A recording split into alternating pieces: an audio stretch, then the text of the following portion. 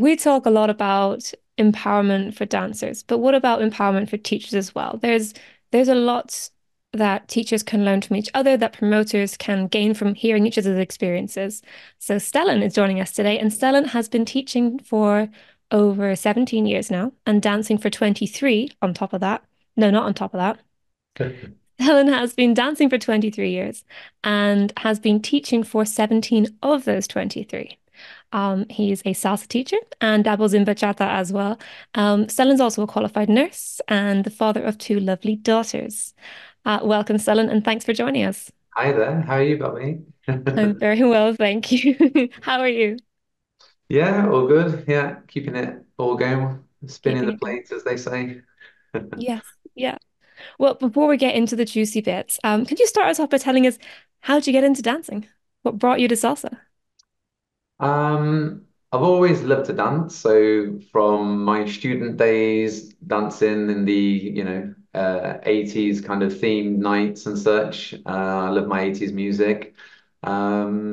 Yeah, always loved to dance. And then I traveled around the world. And in Mexico, I saw some dancing and I was with a friend. And yeah, she said that they were dancing salsa. And I was like, oh, wow. And there was a song being played, La Vida es Carnaval, Celia Cruz. And yeah, I was like, I love the song. And I just thought, right, when I get back to Bristol, I'm going to start to dance and learn salsa. And then, yeah, I think I was working at the hospital back then. And yeah, some Spanish nurses took me along to my first salsa class back then. And yeah, that was on a Wednesday. And I basically didn't stop from there. So And it got you and it kept growing. yeah, yeah, yeah. Fantastic. It was just, yeah, I loved the music, I loved the dance, and yeah, I just wanted to, yeah, do as much of it as I could. Brilliant. That's the way to be. And what started you on to, not what started you, what made you think, I want to start my own night? Um, I mean, back in the day, this is, yeah, a while ago. So, um, there wasn't a lot of technique, if any, being taught in Bristol in particular. We had guest teachers come down and they would do bits of technique with us, but there wasn't anything consistent and there wasn't anything that was at improver intermediate level. So you had these guest teachers and you had different guest teachers often in the classes that I used to go on a Wednesday. They would come down each week, but they didn't know what the previous one had taught. So Yeah. it was always quite a long routine when the Wednesday nights finished with the other promoter in Bristol. I started on the Wednesdays and then the Friday parties, and then even a Sunday I was teaching as well in the Aztec West Hotel. It was more that it was just that technique. I just felt like I wanted to give people in their first year what I hadn't got in maybe 4 or 5 years. It Mhm. took me a long time to get to where people are getting today in their first year. So yeah, Yeah, I think that's a wonderful driving factor when your why is to fill the gaps that you didn't have when you started out and to see people thrive with those gaps plugged, which is really cool. So one thing, Stellan, that has stood out to me when I first started, when I was quite early on in my dancing, was that when there are repeated instances of sexual abuse, of harassment, of rough and inappropriate leading predominantly. Sorry, leaders, but it is. Um, you were a name that came down hard on things. And when I encountered my first big problem that I didn't know what to deal with, um, I came and spoke to you about it. And you were able to give me some good advice, but you were also able to make me feel it's okay. We can make this space safe. We can make Bristol a safe space. Here's who you perhaps might want to go and talk to and inform. Are you okay to do that? And that was pretty huge for me. So thank you first off for that. Um, but I would really like it if you wouldn't mind talking us through an instance perhaps where there has been a case of where in this case it's leaders because it predominantly is leaders, not exclusively, but the predominant issue we have is with male leaders, where there have been situations of repeated harassment, inappropriate behavior, and how you dealt with it. Okay, so one of the cases that I was thinking about happened before lockdown, and it was somebody, a dancer that had come from outside of the Bristol scene, the Bristol Bath scene. I hadn't seen him before, and he was going to different venues, and this is what I heard afterwards, after the fact, was that he was being rough, verbally abusive, Mm. not treating followers very nice. Yeah. Um, and so in my nights and such, I mean, I'm always keeping my eye on the guys and making sure that everything is flowing nicely. But yeah, I'd noticed this guy is a new person, and new people I will definitely keep an eye on more than my regular crowd.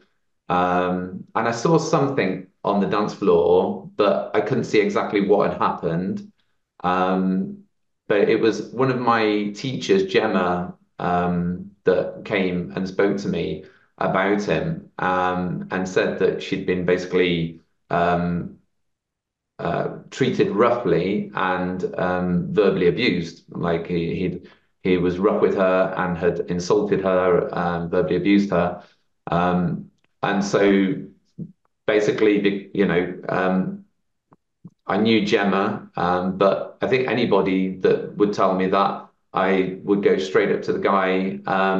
And yeah, I didn't really speak to him too much other than get out and you're banned from all my classes and nights, because I'd seen enough that something had was untoward. And yeah, I take the word of followers, very much to heart when they tell me things like this. Yeah. Um, and Gemma being a teacher as well, she knows what's right and wrong and what you should and shouldn't do. So yeah, so I basically banned him from my night, told him to get out there and then. Hmm. And then afterwards, later, I messaged because he wasn't local to the area. I wanted to find out where he had come from and if he'd been doing this in other places. And once I put the feelers out, other people were telling me, "Oh yeah, he's been in London, he's been in Devon, he's been in Cheltenham, he's been in Mm. all these different areas." So I messaged like 50 different promoters. That I knew at the time, and basically, I managed to find a photo of him on Facebook, and basically said, look, this is what I've done. I banned him because he's been aggressive, violent, verbally abusive, and he's not welcome at any of my nights anymore. I hope you can do something similar, or at least look out for him.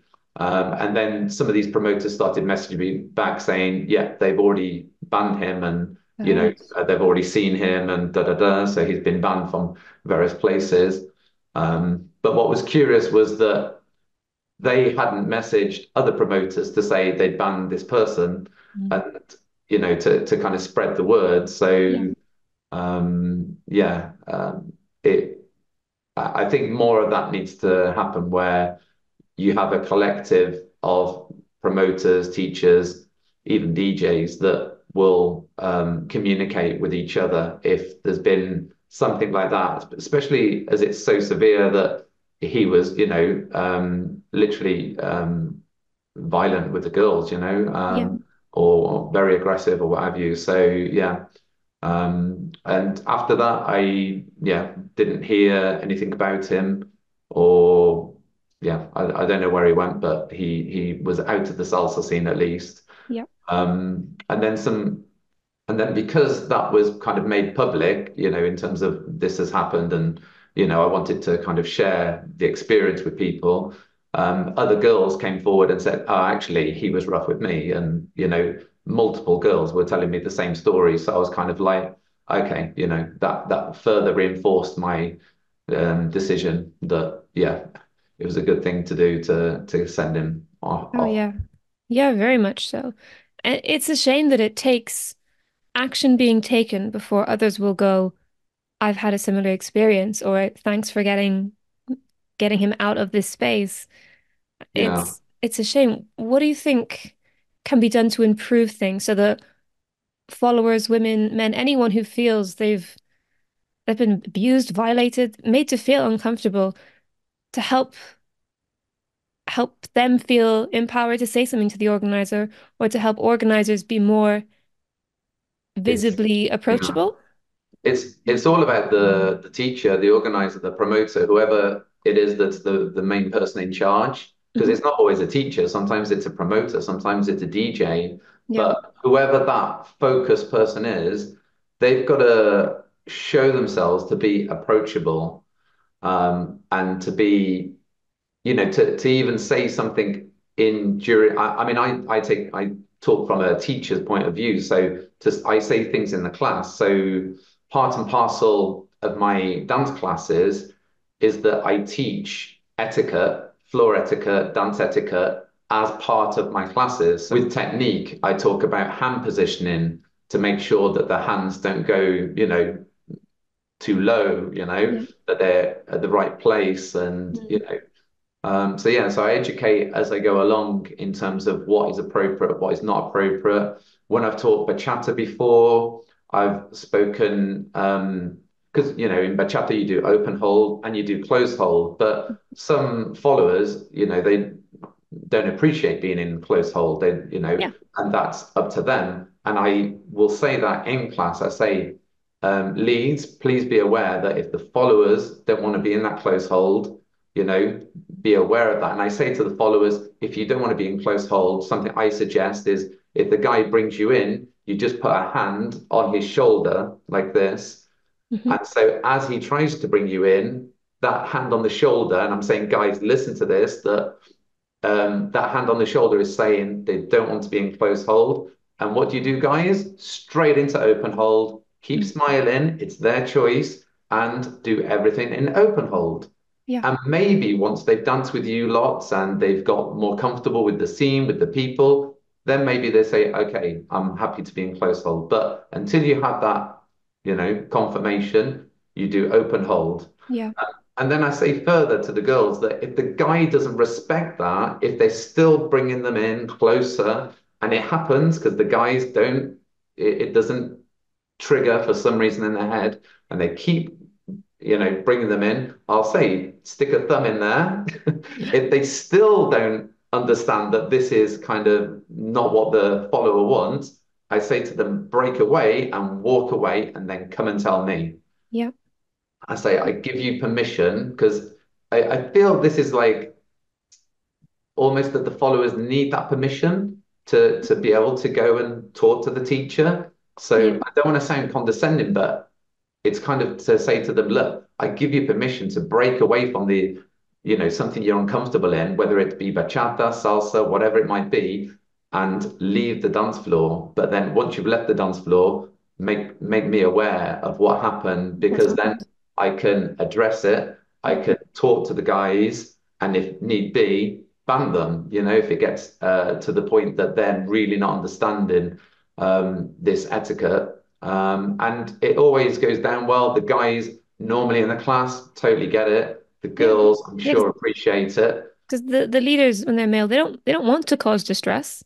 No, no, for These are sure. these And are some these are good some things. guys don't realize that, they're getting enthusiastic, they're into the move, they're thinking, what should I do next? But And they're they're not not seeing the look listening. on the girl's face Yeah, and the kind of posture, the body language of the girl, yeah, the follower that's saying, no, I don't want to be here. yeah, So it's been, it's having that awareness. So yeah, it's having a teacher, promoter, whoever, DJ that is educating people in the class all the time in the different settings, yeah. Talking um, about it. and And even announcing it on the mic to say like, look, we're all here, have a friendly night, but if you feel upset, uncomfortable, come and talk to me. yeah, why is that a thing people are cautious to do or hesitant to do? It's like you're not admitting you have a problem if you say that at your night. Every night has these problems. Yeah, yeah. It's just I a think matter of whether it's you I think accept it's it or down not. to confidence of the teacher. Mm, I think it's confidence of the teacher promoter that they don't have that confidence to just be able to say that and be confident that that message will be received. Maybe they feel they'll be judged by the guys, by the leads. Maybe they'll feel like, oh, it's a bit hostile or something like that. But I think everybody gets it. The guys want the girls, in general, the guys want the girls to have a fun time, Of course they do. enjoy themselves. Yeah. It's all about fun in salsa. And yeah, for 99% of the time, salsa souls, everybody has fun, everybody gets along, and it's goes swimmingly well. But it is down to the teacher, the promoter, to make themselves accessible to followers as well as leads if As something well as happens leaders, to yeah, the this lead. isn't just But a follower issue for sure. or But if the lead has a question in terms of how close should I get? Where should my position be? Where should my hand go?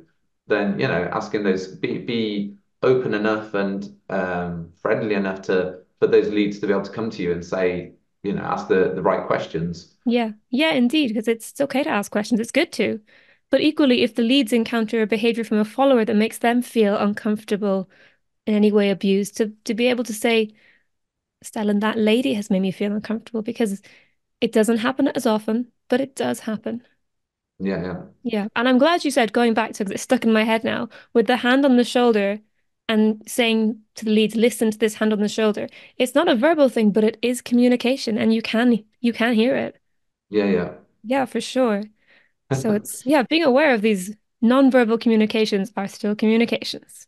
Yeah, I mean, I would say to the followers as well. I mean, I would say talk to the lead and say, look, I'm not comfortable. Can we do open hold? I will also tell them that to actually talk to them and say, Mm, look, particularly if they're not getting the hand cue, to say, can we do open hold, please? And yeah. um, so yeah, verbal communication with that, you know, uh, Sometimes, yeah, we need to escalate to verbal for sure. yeah, And educating everyone, not just followers, but everyone that if you don't feel uncomfortable, it's not because you're off or you're not built for salsa or bachata. It's how you feel on that day, in that moment, and it's valid. yeah, yeah. And that's it. It's making sure that people feel valid. That what however they feel in terms of what they do or don't want to do is validated. And yeah, as you say, it can be the day that it's just not going the right way, and you just want to have a open, hold, relaxed dance, and Yeah, that's totally fine. of course it is. And okay, so before we started recording, you mentioned another incident that you've dealt with in the last couple of years, and it's not one that's as easy to talk about, I think. So I'm really happy that you're willing to talk about it first off, because it happens, but it feels so taboo to talk about, because it's of a more sexual nature. Would you mind giving us a little overview of what happened and how you dealt with it? Because you not normalized it. I don't would never want to normalize it, but you humanized it in this instance because you could tell it wasn't maliciously intended.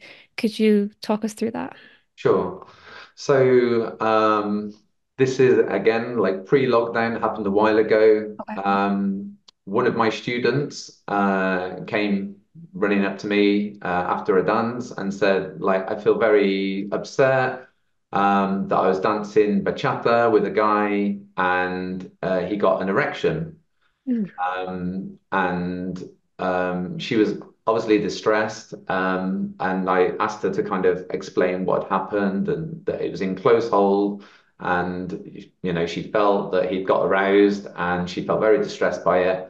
And then, yeah, And of she, course, she felt distressed. She'd been violated in some way. Like, yeah. oof, yes, So yeah, yeah, it's not nice that had happened to her, and that yeah, the guy hadn't had the self-awareness to pull away and yeah, sort himself out and what have you in terms of take him out of the situation. yes. So I calmed her down and kind of got her to speak with one of my other lady teachers, and she calmed down. And then I went to speak to the guy because I wanted to find out from his side what had happened.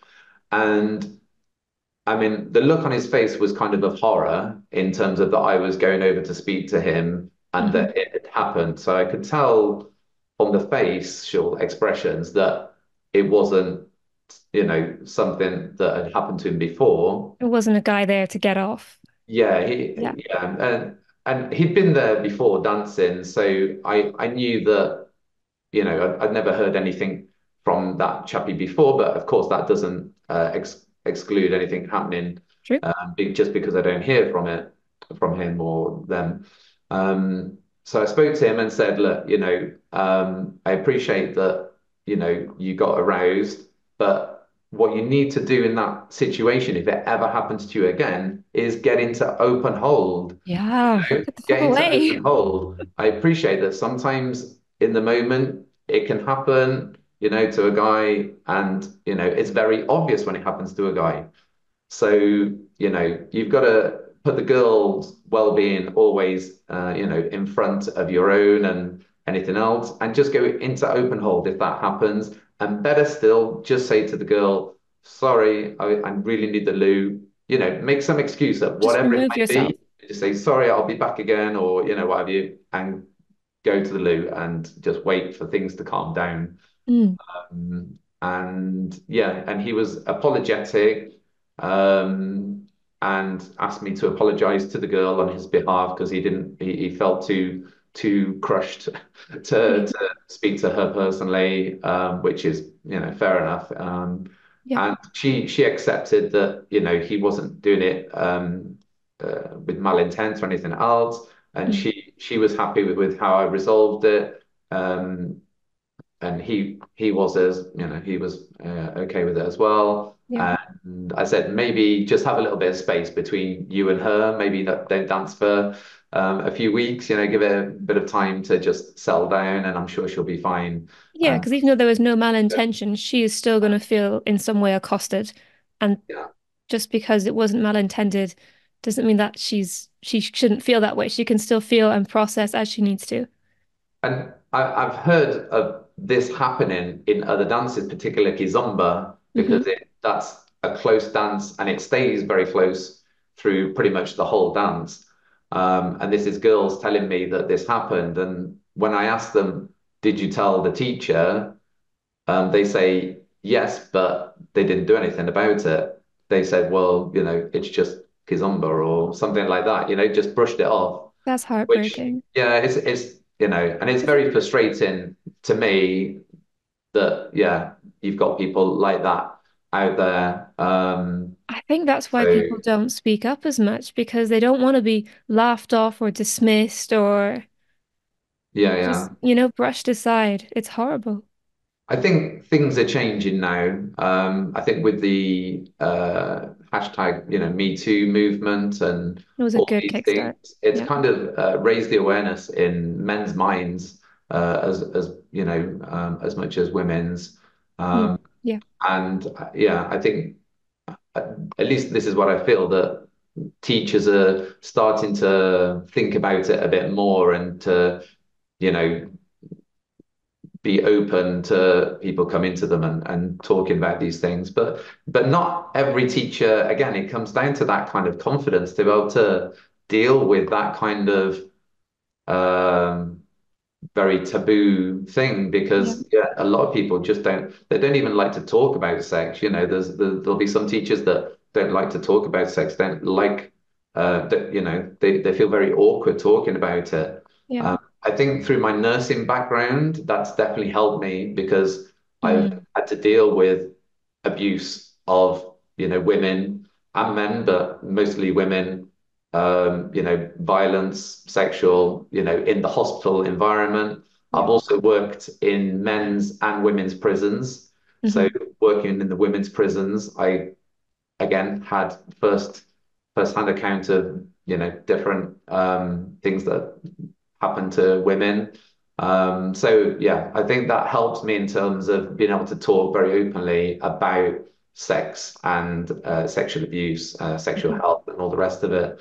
But I mean, other teachers, they don't have to, if they find it hard to talk about those things, at least listen and listen to the follower and validate what they're saying rather Mm. than brush them off or say, oh, like like they don't want to talk about it, just listen. And if nothing else, talk to another teacher, and Yeah. say, look, this happened. And you were talking about empowerment of teachers. We can empower each other to have that community of teachers, promoters, what have you, To to support each other. help each other. Yeah. And yeah, I'd be more than happy to talk to other teachers. And if they have an incident that happens in their class, they're not sure how they should deal with it, they could talk to me. I think I've got more experience in Bristol than most teachers out there, and I've dealt with lots of situations in the Mm. past. I know I've only given you a couple of examples, but there's a lot in the Yeah. past, and yeah, so This is it. just Yeah. because that's the hard thing. Like I think a lot of the times promoters and teachers feel isolated if they don't have like a big team underneath them or other people that they can talk to. Hmm. So they feel kind of a bit isolated that way. So yeah, more of a community with teachers within Bristol, Bath, and beyond. Well, beyond with the online world, it doesn't have to just stay This is true. within your locality. It can be from All anywhere. over. That yeah, Yeah. reach out to your fellow teachers Yeah. because yeah, somebody will be able to give you a better suggestion Yeah. than And what somebody you will have been through it before and already learned. And as you said with your teaching of dance, teachers don't know everything. Everyone's still growing all the time. So if you're stuck on something, there's somebody who's been through that who will be happy to plug that gap for you so you don't have to struggle the way they did. this is it. Yeah. Thank you for bringing your experience, Stellan, in dealing with difficult situations. I'm sure you've got plenty more that you've done and gone through and dealt with, and I'm sure you've got hundreds of wonderful ones that another time we can give space to. But it's important to hear about the difficult ones so that we can validate them, acknowledge them because they happen. Absolutely. Yeah, yeah. It's that, yeah, it's the validation, acknowledgement, and being approachable Mm. as a teacher. And I'm very thankful that in my classes that yeah, people, feel that I'm very approachable and they'll come and talk to me. This is the aim, to have a fun night where everyone enjoys themselves. And when and if negative situations occur and pleasant situations, that they can be dealt with. That's Absolutely. the key, just dealing with it. Absolutely. Thank you, Stellan. Thank you for having me. It's I'll been catch you wonderful. soon. Yes, I'll see you on the dance floor. Thank you for listening to the Empowered Dancers podcast. If there's an aspect of the dancing you would like to hear about, or a particular teacher you would like to hear from, drop me a message and I will try to make it happen. Make sure you subscribe to get every episode as it comes out. Thank you so much for the comments and questions you are already sharing. I really, really appreciate it, and I look forward to serving you in next week's episode.